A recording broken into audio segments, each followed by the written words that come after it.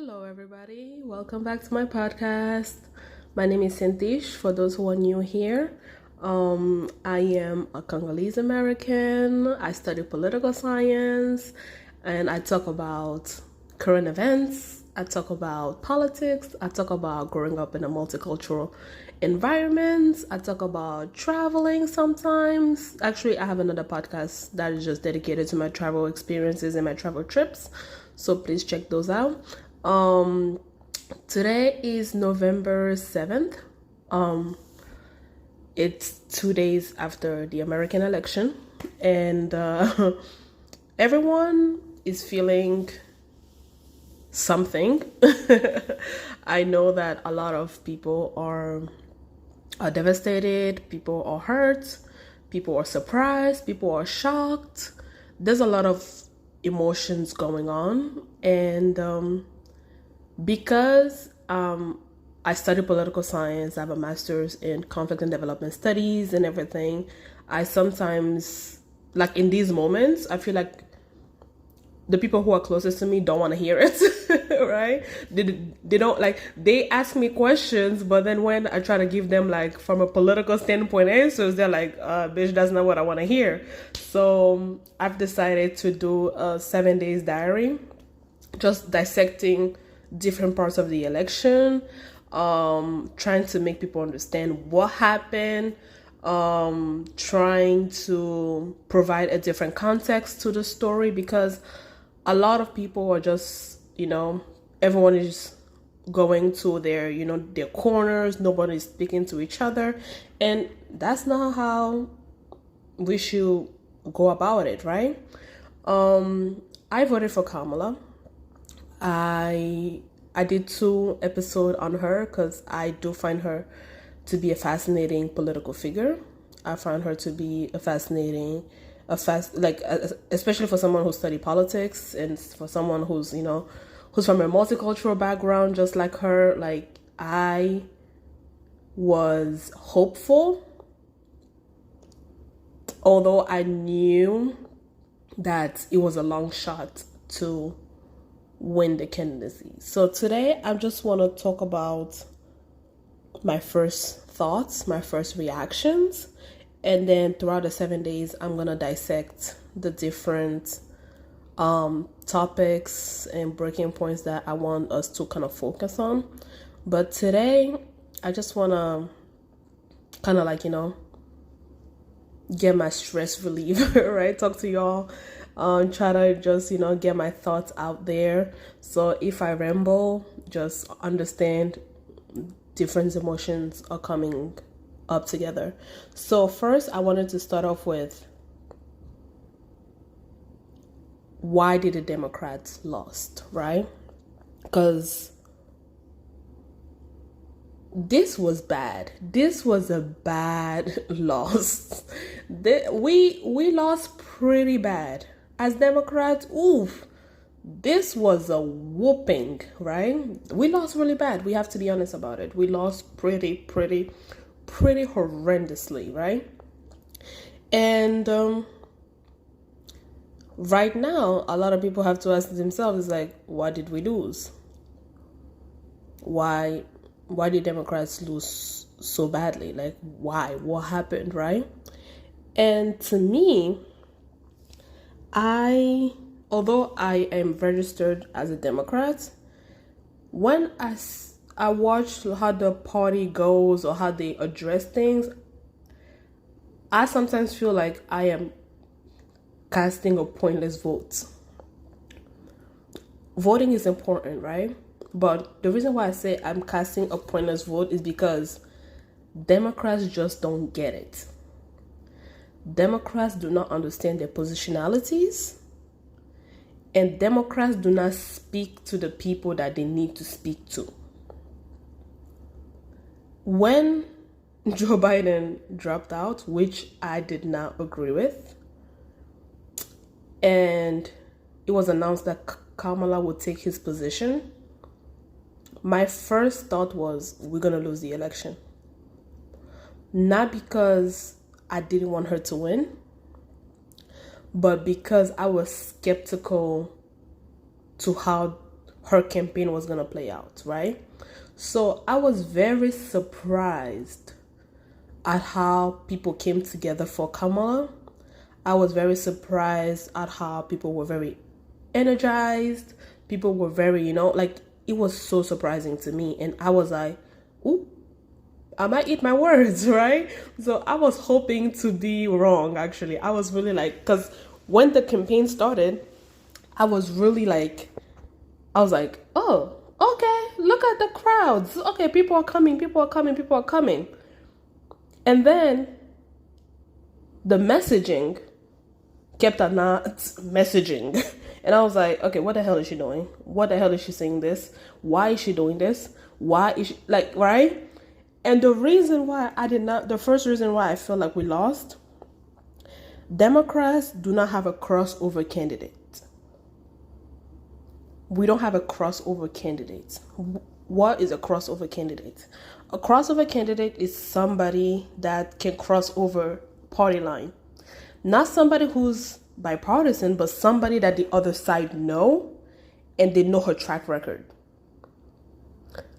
A lot of the candidates that we have in the Democratic parties are stars in the Democratic parties, but they are not crossover candidates. We don't have crossover candidates. I think Pete Buttigieg is one of the only people who actually goes on Fox News to speak.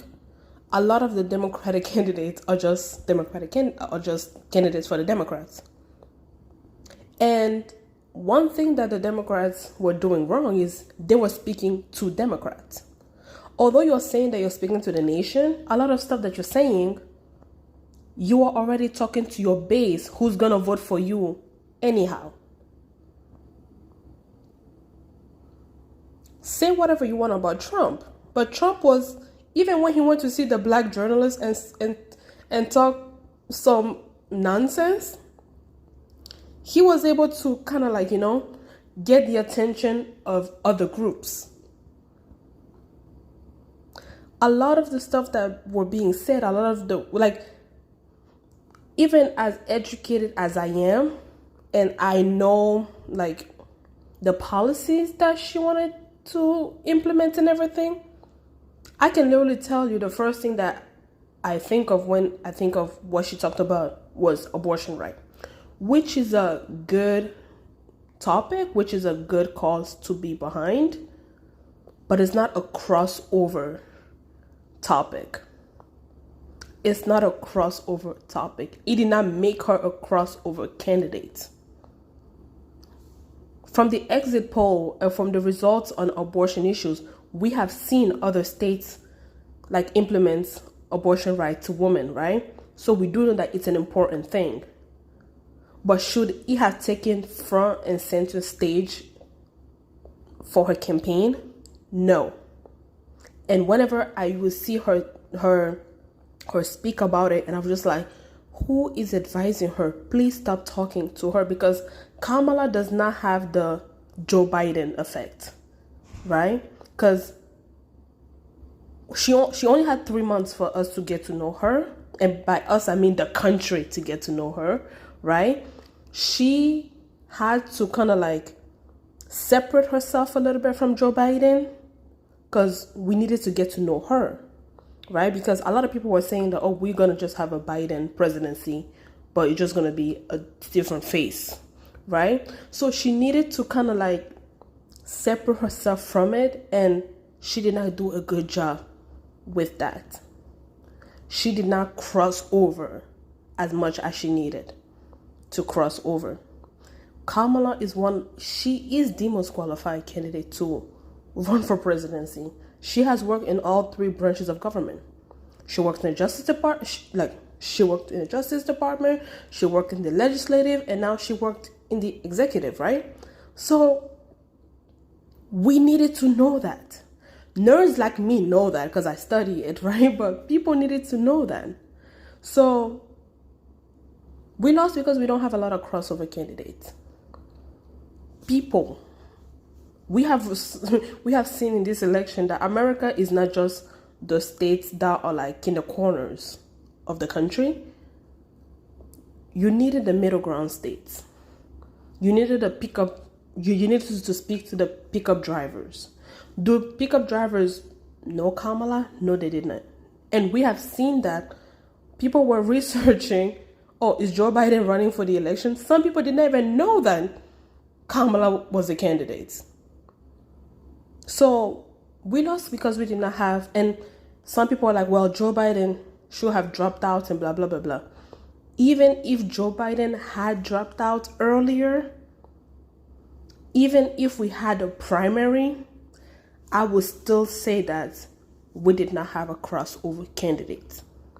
And that's a big problem in the Democratic Party, in the Democrat Party, because it's like, we need to start creating stars now. And I feel like Democrats become serious about the election like 2 years in. No, preparation for the next election is supposed to start today. Hell, it was supposed to start yesterday, the 6th. 2028's election was supposed to start yesterday. So that was the first reason that I can come up with for why we lost. The second reason why we lost is the big tent problem, right? Democrats, we like to pride ourselves as being the big tent. We welcome everybody, right? We have, LGBTQ, women issues, this, that. There's so many issues that you don't even know what you stand up for. Like, what do you stand up for? What are the big issues? That's big tent is great, right? But it's like, when too many people are speaking, you lose the message. You lose the message. So it's like, what does the Democrat Party stand for? I can't even tell you. I cannot generally say I know. And without a message that everyone can stick to, you look like a phony. You look like you move as the wind blow.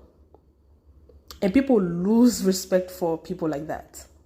So as Democrats, we need to start reframing our message, and we need to recalibrate our policies on what we stand on.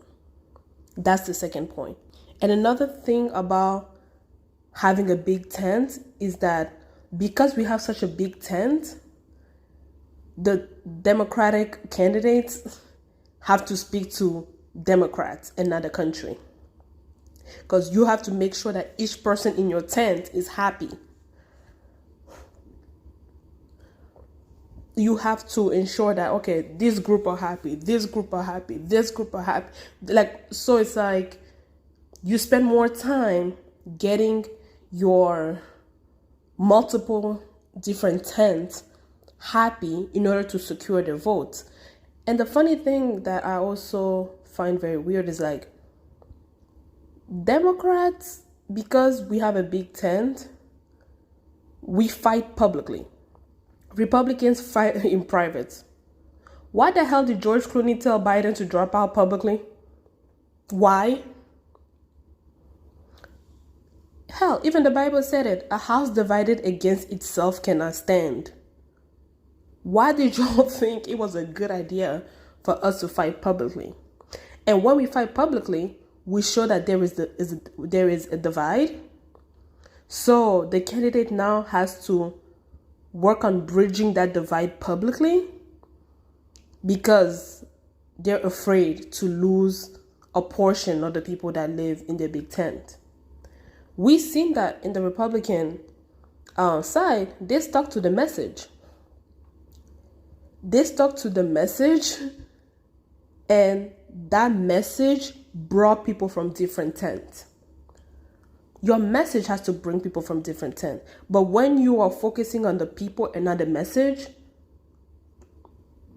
we lost. So next time, let's not do that. And I talked about this fighting publicly thing.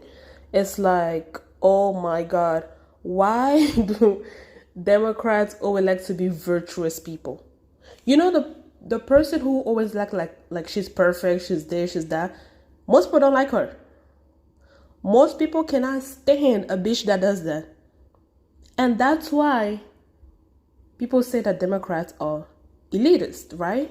Because you are trying to make sure you have the perfect curated image, but that perfect curated image make you fake.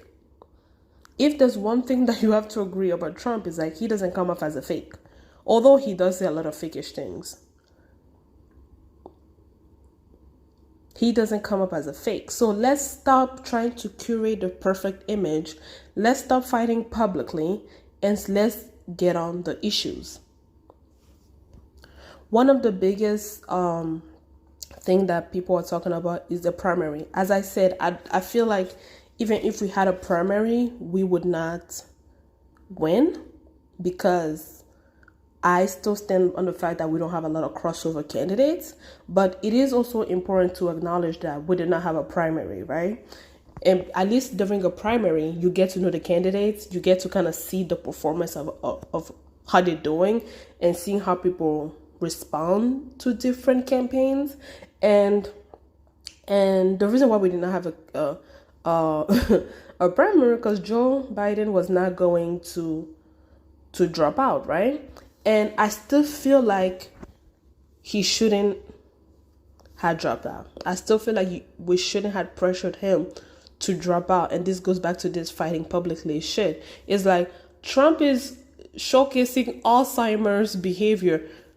Do you see people telling him to drop out? Hell, Mitch McConnell almost died twice in front of the camera. He's still in office. You know, so when we show that we cannot even stand for our own people, yeah, we are not dependable, right? So that's the other thing. The other reason why I think we lost is because Joe Biden Alzheimer's disease decided to kick in right when we needed him to. Like I said, even though he was doing a lot of gaffes, let's pretend the way Republicans pretend that nothing is wrong with Trump. We should have pretended that nothing was wrong with Biden. Because to be honest, he was our only hope. And the thing, and going back to this idea of messaging, is like Kamala was trying to replicate what Biden did in 2020, right? Because when Biden was running in 2020, he was running to restore the what is it? The values of America, blah blah blah blah. As a political scientist, although that was a big reason why, although like, you know, restoring the peace and, you know, people were sick of Trump's rhetorics, you know, people were tired. The reason why Joe Biden won also in 2020 was because of the pandemic. It was because of the pandemic. Regardless of what Trump was talking about, you know, the fascism and everything, that was not on the ballot this year. Although he said he wanted to restore the soul of America in 2020, in this election, it was not about restoring the souls of America. Because we had you for 4 years. And some souls are not restored. So we could not run on that message again. The economy was what people were talking about. The economy was what was affecting people more than anything. And that's going to be I think that's going to be my part 2 episode, where I just focused on how the messaging could have been reframed in order to win this election, right? But the messaging about restoring American soul or whatnot was like, no. That was not the campaign. That was not the year for that campaign. It wasn't. And that's another reason why we lost. And the last reasons why we lost is because of Democrats have a hard time bringing in rural America. Democrats have a really hard time speaking to country America. Like, we focus on, like, let's talk about women, let's talk about the LGBT, let's talk about this, let's talk about that. No one talks about rural America. Nobody does. And people are just like, well, Trump is a billionaire, and how can, young poor men like him better when he has nothing in common with them? That's because he talks to them. That because he tells them that if he's in office, they will be able to earn more. He includes them. We have a hard time we speak to the big cities. We speak to the people who are already going to vote for us. And when we speak to rural America, instead of speaking to them, we speak at them. And no one is stupid. Like, I was in college during my undergrad degree. I had a roommate from, one of those rural America places and everything. And at the time, Rhode Island had a minimum wage of $10.10. And then, and I remember we got a job on campus, and she was so happy that she was gonna make $10 and all that. And I'm just like, girl, we are trying to fight for it to be $11 or $12. And then she's like, oh, really? It's like, and then I was like, yeah. And then she's like, oh, in my states, they pay $7.25. They still keep the federal minimum wage. I'm like, really? I'm like, I have not had a job that pays $7.25 since I was 16. And then she was like, oh, interesting. And when I had a conversation with her, I was just like, oh, we are living in two different America. Here I am bitching about 10 minimum wage being little, but you have people who live in the same country as me who's seeing this as like the greatest state ever. And those are the people that we need to start speaking to more. Rural America does not look like New York City. Of course, people who live in New York City, not all of them are billionaires. Not all of them are like well off. But to people who live in rural America, they think you're well off. They think, even though you can afford an apartment in New York City, the fact that you're making $15 an hour, to them still continuing to make $7.25, they think you're well off. And when you're dealing with inflation, the person who's making $15 an hour can a little bit buy more things than somebody who's making $7.25. And these are things that we need to keep in mind, right? Because here's the thing. I was going to vote for Kamala regardless. She already got my vote. A lot of people were going to vote for Kamala regardless. So she did not really need to speak to me anymore. Going back to this idea of speaking to the country instead of speaking to your party, is like, I felt like she was talking to us. And she already had our vote. People who are concerned about abortion rights were going to vote for Kamala anyhow.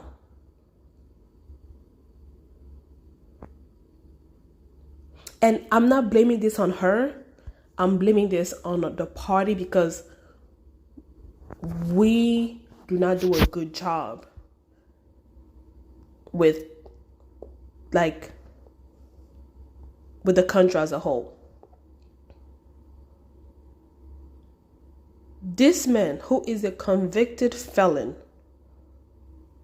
to be honest with you, when Kamala came and I saw the enthusiasm, I saw white men for Kamala, white this for black, I was like, although I was skeptical, I became hopeful. I remember watching the DNC and being very like, okay, we're going to do this, we're going to do this, we're going to do this. But then when I kept on looking at the rally, I'm like, who was advising her? Who was advising her? This was supposed to be historic. We were supposed to show that we can pull off an election in 3 months. Some people are saying that, oh yeah, we needed more time and everything. If we had a crossover candidate and we had the right message, time was not an issue. Time would not be an issue. Because I don't understand how we spend so much money on 2 years elections anyway, when countries have been able to do it in less time. And if you look at Americans' election, it's like, it becomes a circus, right? Because it's like, you don't see Canadian like prime minister go, talk to Justin Bieber. Hey, can you tell people to vote? Can you do this? Can you like it's like to be honest, like we need to talk about that as well, because I'm just like, bring in celebrities. Even I was turned off by that. I was very turned off by that, because I'm just like, they do not, like, again, somebody who's making $725 looking at you having Beyonce over there, you are not speaking to that person. That person doesn't even have the luxury to know who Beyonce is, because they are out there busting their asses to make ends meet. Beyonce is not suffering from inflation. New mothers do not have baby formulas. People ordering formulas from Canada. Beyonce can travel to Canada and get all the baby formulas and come back. So to me, time was not really the problem, right? And this man won the popular vote, and this is the first time in decades that a Republican candidate has won the popular vote. And what made him popular? This man spoke to the people that he needed to speak with. Kamala did as well, but she did not speak to the people she needed to speak with. She spoke to the people that she wanted to speak with, when she already got our vote. And this is not a blame on Kamala. I think she did a fantastic job. I was ready to post a picture of my niece being 5 and seeing, a president who looked like her. Because I remember being 7 years old when Ellen Johnson became the president of Liberia. And I remember being so excited, because for me, that was like, oh, women can be bossy. That's why whenever people will come at me for being bossy, I'm like, bitch, I don't care. Because seeing a woman president as a child for me was just like, oh, we can run the countries too? Okay. So that would have been so cool for my niece to have that experience, right? But we need to do better, y'all. We need to do better. And we can talk about the racism, the sexism, the this, the that. But to be honest, as a political scientist, someone who studied politics, someone who follow the news, someone who's in tune with what's going on, I don't think the gender would have mattered. Even if it was Pete Buttigieg who was to run, I feel like Pete Buttigieg, because he positioned himself, to speak to people who watch Fox News, people will recognize him more, right? But yeah. So for me, it had less to do with gender, but it has more to do with speaking to the people that you needed to speak with and having the right message. So yeah, y'all, that's what I think. That was my first assessment when things started coming in. And but here's the part about democracy, right? Is you have to concede. we lost, but that doesn't mean we are enemies, right? And I want to do another episode on why it's important for us to start talking to one another instead of having debates. Because as somebody who's done, like, who was part of the debate team in high school and who has done several debates, I would tell you, people do not debate to make their point across. They debate to win. And the winner of the debate is not the person who told all the truth, nothing but the truth, so help me God. No. The winner of the debate is the person who argued their point of view well or better than the other. So we need to stop looking for arguments and seeing who can argue well and start having more conversations, because this is sad. This was sad, and we need to start preparing for the next election today. All right, y'all. Thank you for listening. I'll see you in my next diary. Bye.